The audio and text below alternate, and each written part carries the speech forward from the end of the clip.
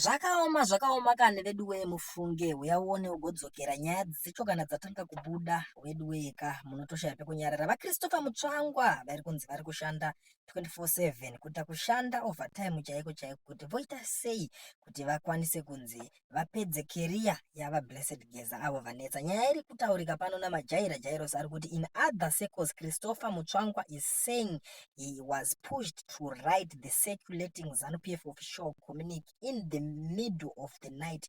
Chris Mutsvangwa and Marapira Farai have refused to hold a press conference, stating that they are waiting for a signal. Aiwa zvakaoma kani vanhu vakutotara kuti zvinhu zvacho zvatotanga zvakuda kutonakidza amene kuti signal yakamirirwa ipapo ndechii. Ende takaona mufananidzo imwe yakanga iriko ikoko kwavakanga vakasangana President Emerson Mnangagwa naVice President Christiano Chiwenga vakanga vasiri kukwanisa kutarisana mumaziso ende vanhu vakaona zvakawanda, vanhu vakaonerera kuti chingava chii chiri kuitika, pamwe kungava kufungirana zvichitasangana nemacirculation, nyaya dzimwe dziri kutenderera mumastriti imomo.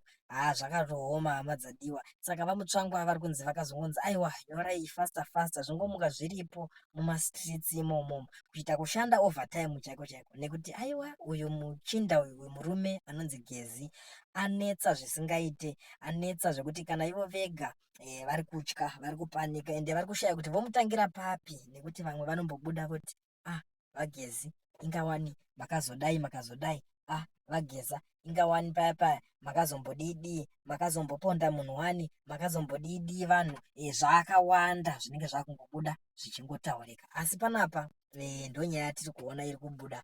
Tiri kuziva kuti gore rineri hariperi murunyararo, hariperi zvakanaka.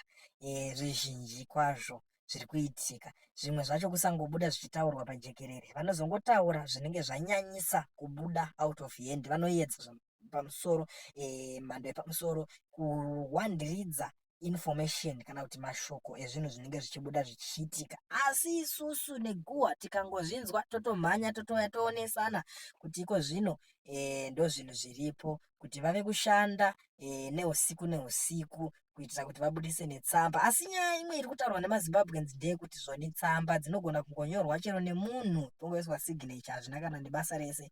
Chinodiwa chakakosha ndechekuti vaite press conference vagare vapedza nazvo, ende iyo press conference yacho inonzi iri kutyisa kuti vaiite varume ivava, nekuti vanosimboti munhu wese anenge atadza vobuda voita press conference vachitaura zvavanoda, asi rwendo rwuno zvinhu zvacho zvinenge zviri kurema, vanenge vari kutya kuti vange vachizviita. Ndo mamwe emasituations atiri kusangana nawo, atiri kuona kuti tsamba zvechokwadi inogona kunge yakanyorwa asi inogona kunyorwa nemumwe uyo ozongonzi imimi senzu murimo mukuru chingosainai, inogona kuuyiwa nayo usiku zvechokwadi motoisainiswa mungoisa signature zvotopera zvakadaro.